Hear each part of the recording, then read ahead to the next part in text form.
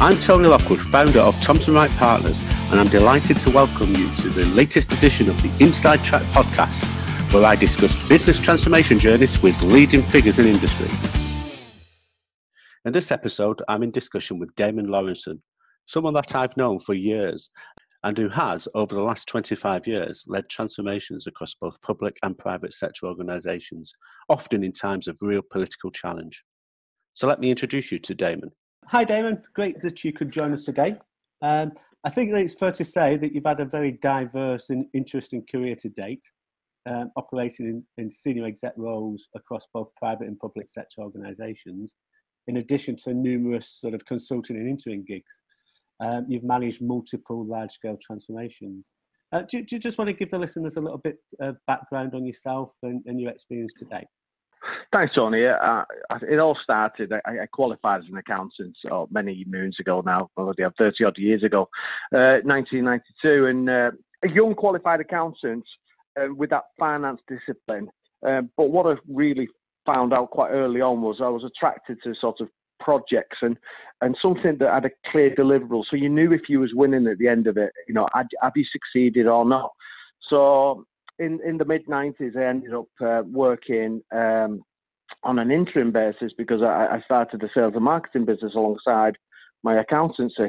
And really that gave me some sort of flexibility and some freedom just to sort of go and do some interim work and do some projects. And I really, really liked the idea of going into an organisation, them being clear on what they wanted. Sometimes not, but more often than not, they did have an idea of what they wanted, and then I deliver on that. I'm a doer, so my personality style is very much about let's cut through the rubbish and the barriers, and let's work towards what the end game is, what the end goal is, whatever they want us to achieve. So I've been doing that for about 30 years, and really, I work on the basis that it doesn't matter if it's private or public sector, that a project where there's a clear line of sight of what is aimed to be achieved. It's all about, them employing me because of my personality and my energy level, and the fact that I'll get the job done, hopefully, in more cases than not.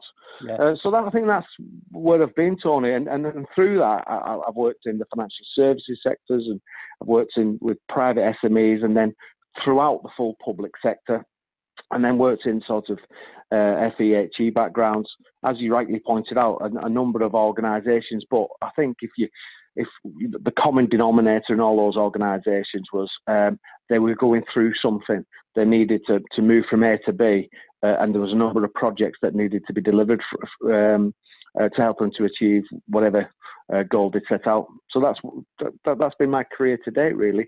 Yeah, and I'm sure we'll go into a little bit more detail in some of the specifics in due course. But I know from having conversations with you in the past, you really enjoy those sort of challenging situations where you get thrown in at the deep end as such.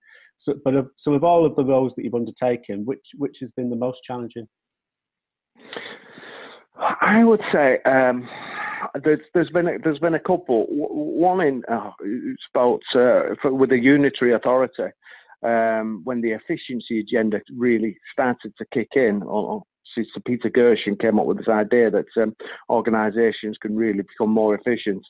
And I worked with an outsourced organisation, Capita. I was managing the Capita contract at Blackburn with Darwen Council, and they were going through a real wholesale transformation. They were putting in a brand new technology platform, CRM, a channel manager. They were integrating all the back office systems, and then with that, they needed to re-engineer all the processes for the full council. And what I loved about that is they had a team of about half a dozen business analysts that was working on the end-to-end process of every function, basically, because we were looking at whether or not we could take out cost, and whether or not we could really fulfill what the customer needed, members of the public, what they needed at the front end. And with that, we wanted that initial point of contact to be to resolve whatever query they had. So that project was really satisfying, and we took out about £12.5 million worth of efficiency savings. Now this is about 18, 19 years ago. That's one example. I think the other example I'd give is working at another big organisation, County Council, whereby they were being held back by years of not raising their council tax and funding levels, and that basically meant that there was not enough money in the system to meet the demands of social care, and with that, the transformation programme was immense and challenging because the phrase of low-hanging fruit, those early, easy efficiencies weren't necessarily there. So we had to go deeper into the business and really challenge the status quo and get people thinking differently and trying to impact the customer in a different way. And what issues did you come across there then doing that? Well, I think the big issue in all organisations I've worked in, and it must be 30 plus now, is that cultural barrier that you come up against, whereby people just haven't. First of all, they don't like change.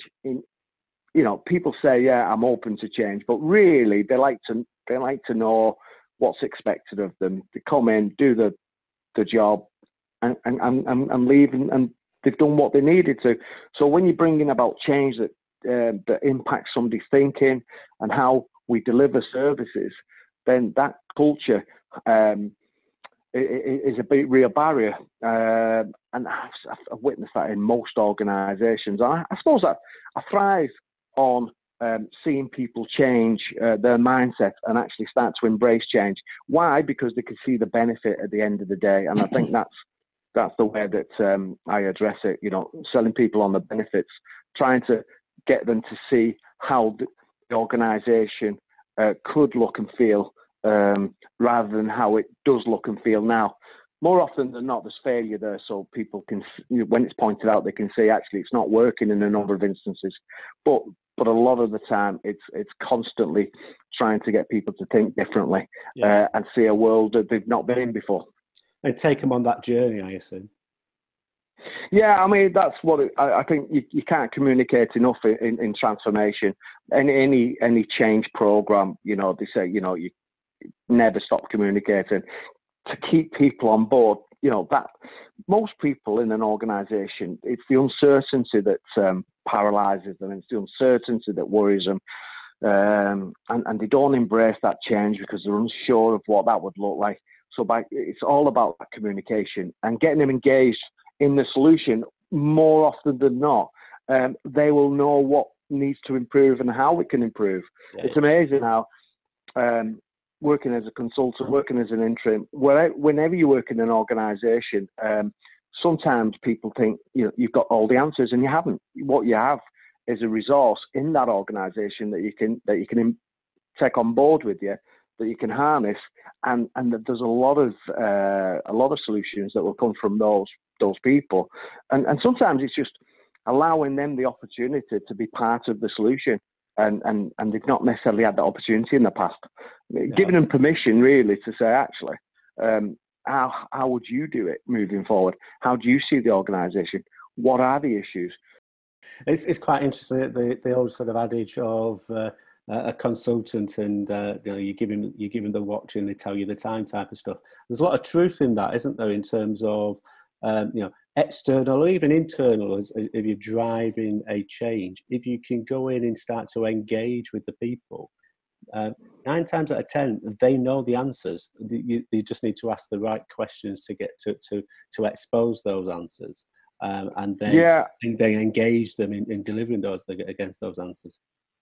Well, yeah, and I think that engagement level is at different levels, isn't it? It's about making sure that they understand that they're valued and part of that solution, not only through their experience, but they could be part of the delivery of that end game.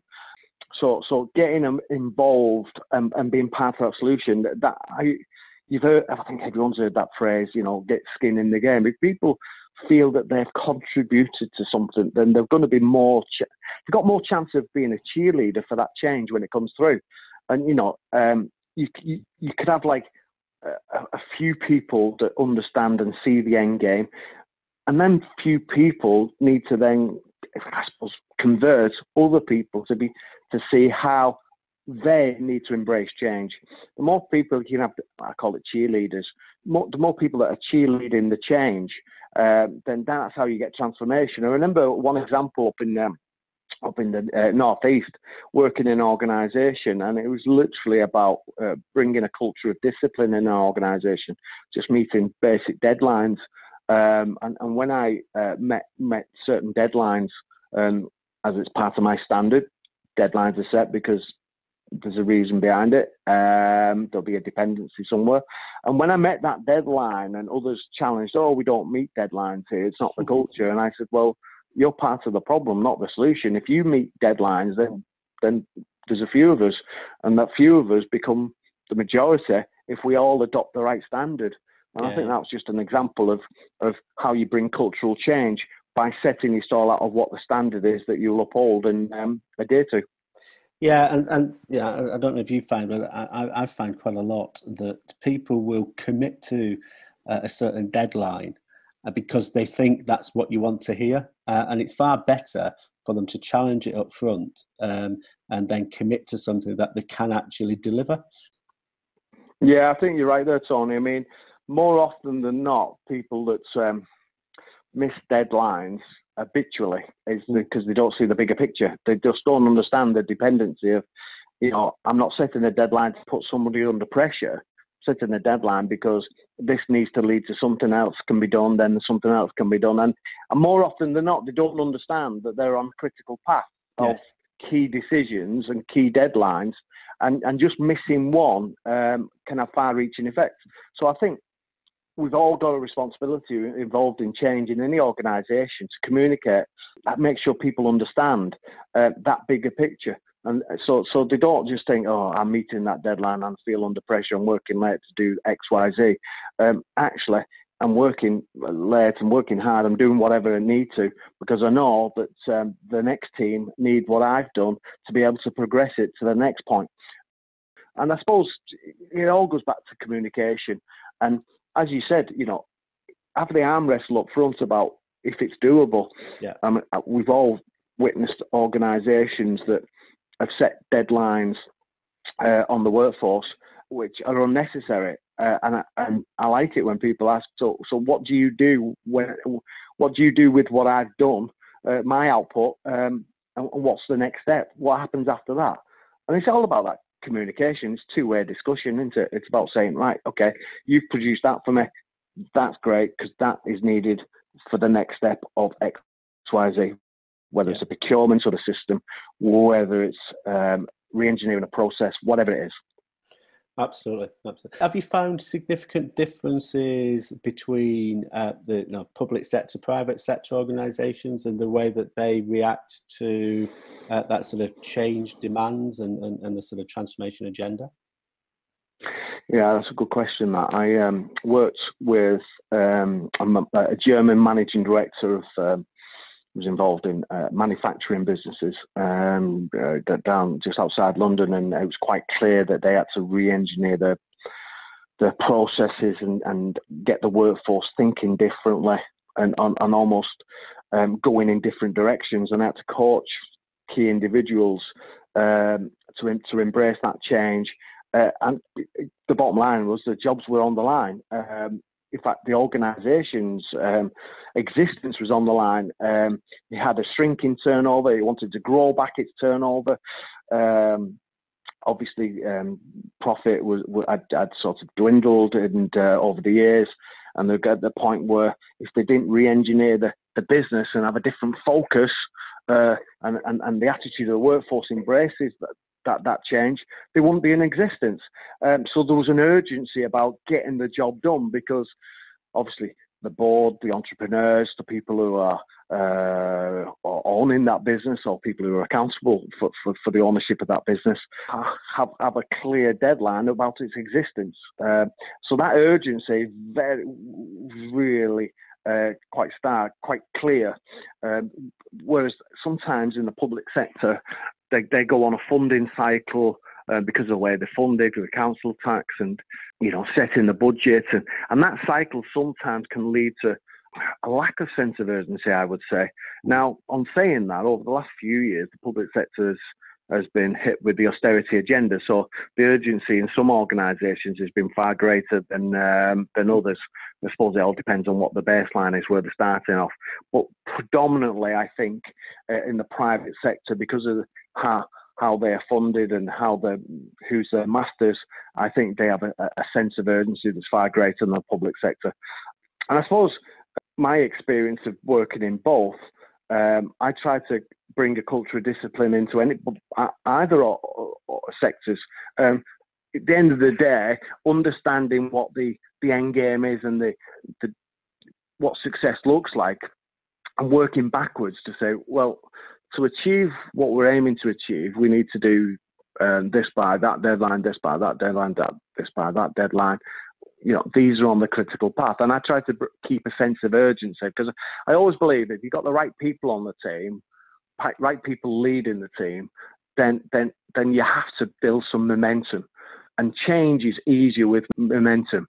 Yeah. A lot of organisations I've worked in have had a key project, a key transformation project that's stalled, that they've just not been able to sort of get any momentum with it. I worked at the Department for Health in London, and they had a key system that needed implementing, and then all the process needed to be re-engineered.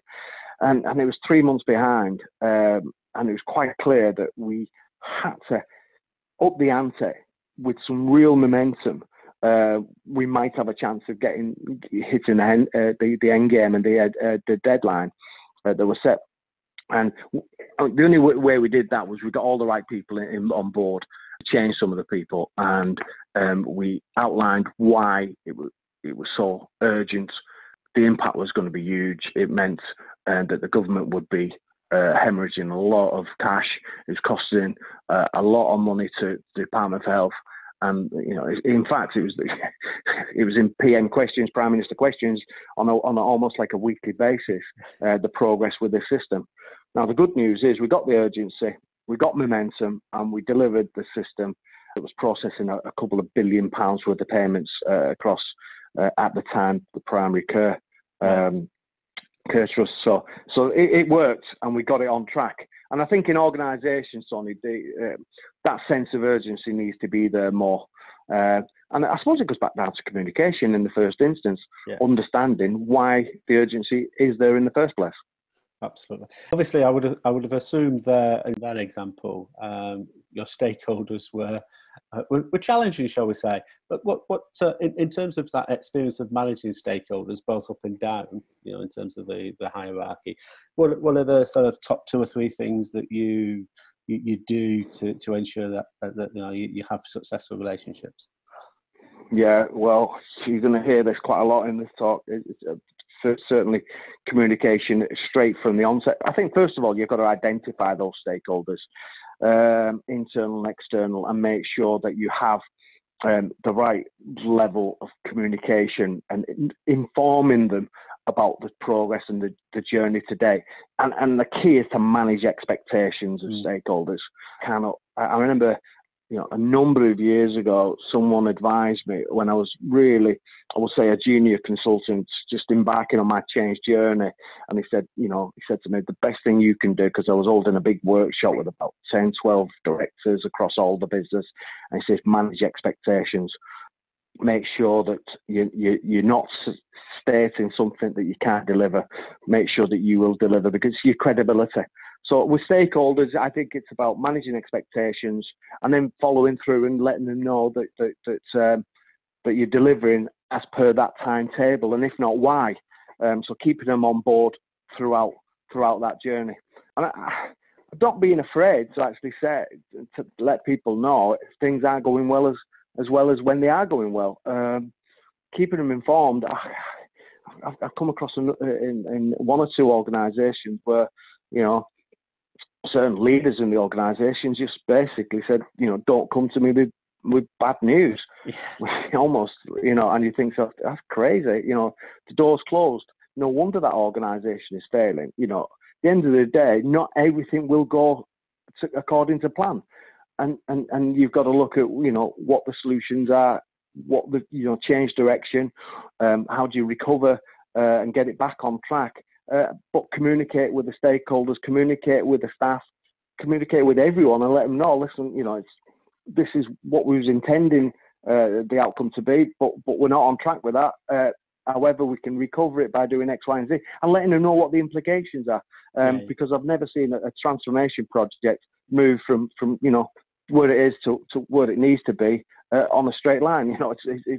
It's a bumpy, rocky road that we'll be on, and that's for sure. If it was easy, there'd be more successful transformations in place. No, absolutely. And it's interesting, isn't it? Like you say, there is a tendency, I find, that people don't want to own up when things are going wrong. And actually, it's the worst possible thing. The be open and be transparent in everything that you do, because 9 times out of 10, the stakeholders that you're avoiding telling about these issues or these challenges are the very people that need to do something to remove the hurdles or to break down the barriers so that you can actually be successful. So it almost becomes a downward spiral by not being open and transparent with them. Yeah, I agree. I mean, the key people that need to hear how the project, the program is performing are the ones, like you said, that can make the interventions and get it to help it to get back on track.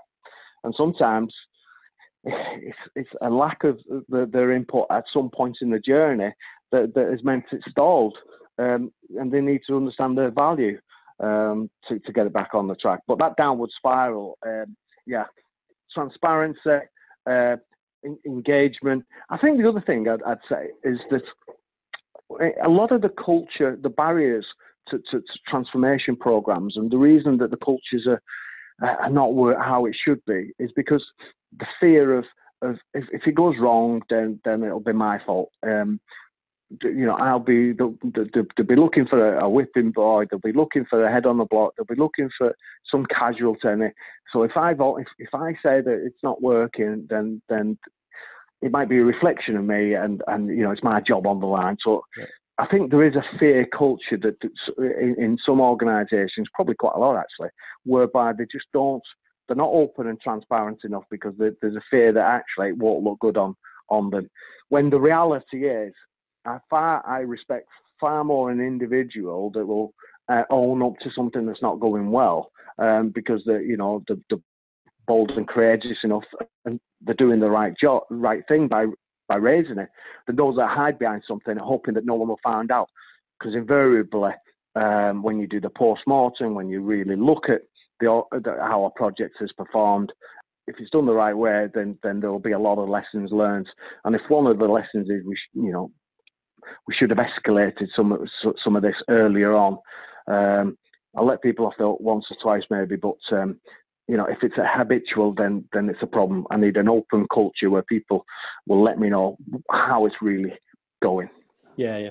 And interestingly enough, when you mentioned the sort of post-project review, I don't know if you find, but I find all too often organisations don't do those properly, or if they do, they don't put enough time and effort into really understanding what went well and what could have gone better, and learning from those into the next programs. It's almost that project's finished now. Let's move very quickly onto the next one, and you get this sort of ongoing process of you're making the same issue, you're making the same mistakes on project after project after project. So how have you sort of within your roles where you've been in some cases driving the change, but equally you've been one of the core sponsors in lots of the change programs. How have you ensured that that sort of program review is completed properly?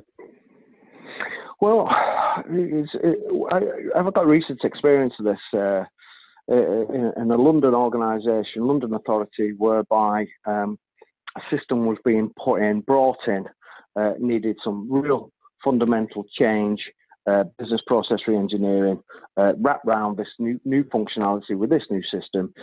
There was delays and getting the system procured, getting it involved, getting it off the ground. And one of the reasons was the organisation wants to really look at the lessons from the previous stalled and failed system implementation, and it was brave. It was good. It was actually they actually looked at the lessons learned report, and that was the starting point of the new procurement. And I was the project sponsor, so I embraced this report, and it was there. It was a baseline of all those issues with previous leadership, all those issues with resourcing, the issues on decision making, and it was good to be able to go to that post-mortem report and say, there's lessons in that. We're not going to repeat them on this new one, and just keep going back to it, so that the new system being procured with the right resources, not underestimating the time frames, and making sure we get off on the right footing and we stays on track. So that's an example, actually, where the baseline report was really, really helpful and useful.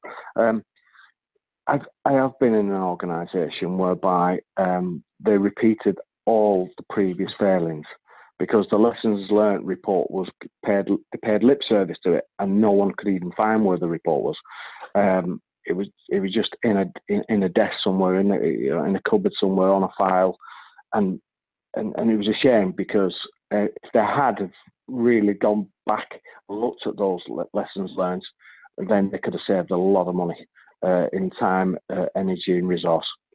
Yeah, I find if you sort of map out the true end-to-end process of running a program, everyone's focused upon that the middle element of delivery, but actually it's the starting point of setting it up right, and the end point of embedding, and then doing the formal review.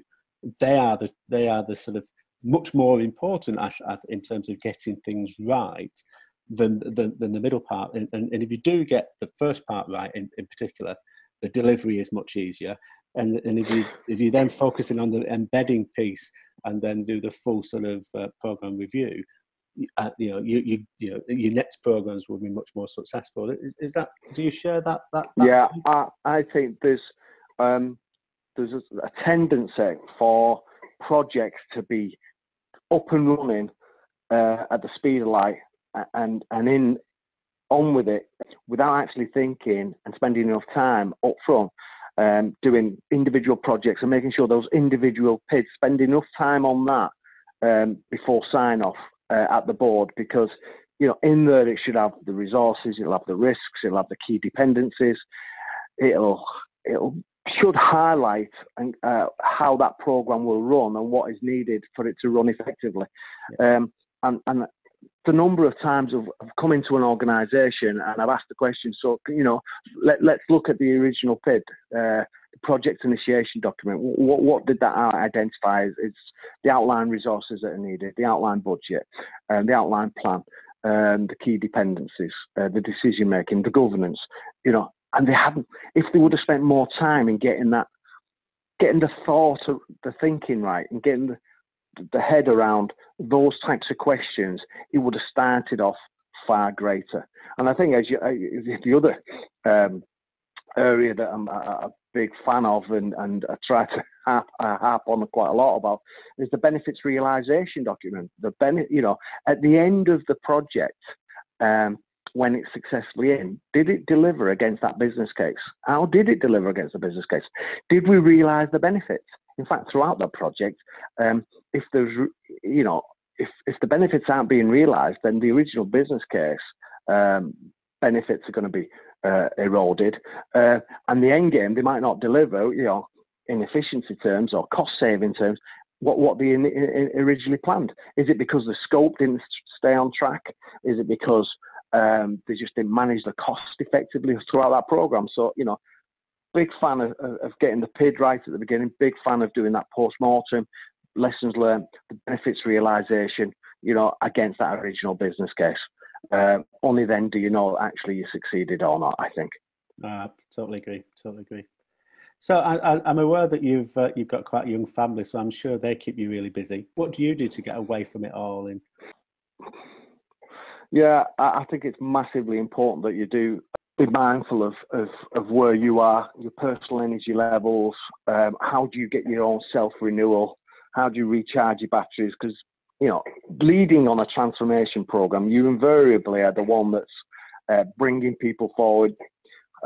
They'll suck your energy, they'll take your energy, an organisation will take your energy. So there's two things I really do. One is I'm a fan of reading successful biographies, reading leadership books, reading anything on a positive mental attitude basis, team building. I like all those great authors like Napoleon Hill and Stephen Covey, Robin Sharma. So I'm really I can lose myself in books, and I get a lot of renewal from that. And I just know when I'm a bit flat, I just need to get some good mental nourishment, get some really good book read.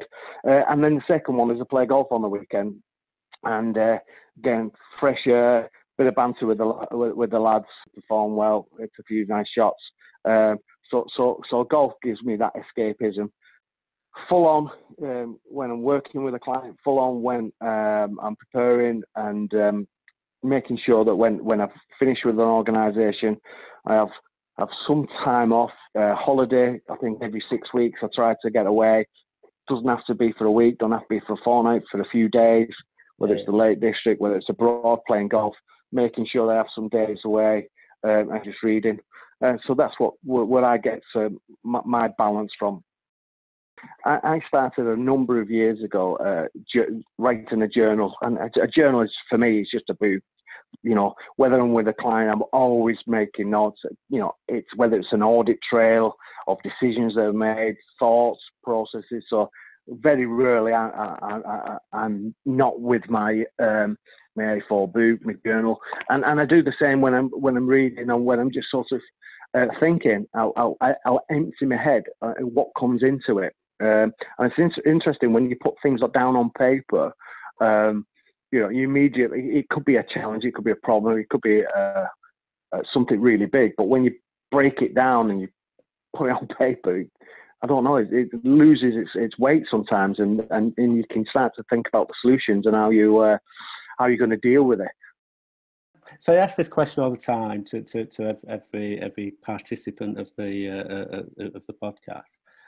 If you could boil down all your experience into one core takeaway today, what would it be? I would say focus on what's important. Don't lose sight of your own personal goals. Yeah, I think if you know what you're about, then I think that gives you a leading edge when you're working with organisations. That's great. Thanks a lot. Thanks a lot, Damon. That's really useful, and thanks for your time and insights today. We tend to get some questions sent through to us after we publish these. Are you happy for me to sort of pull those together and send them over to you for clarification? That's brilliant. Thanks a lot, Damon. That's really good. No problem. Enjoyed it. See you soon. Take care. Yeah. So speak to you soon. Yeah. Cheers, then. Bye-bye. Once again, thank you, Damon. I'm sure you'll agree that Damon's experience and insights into the way that he has overcome some challenging situations offer up ideas that you can apply moving forward. Transformation is our core focus at Thompson Wright Partners.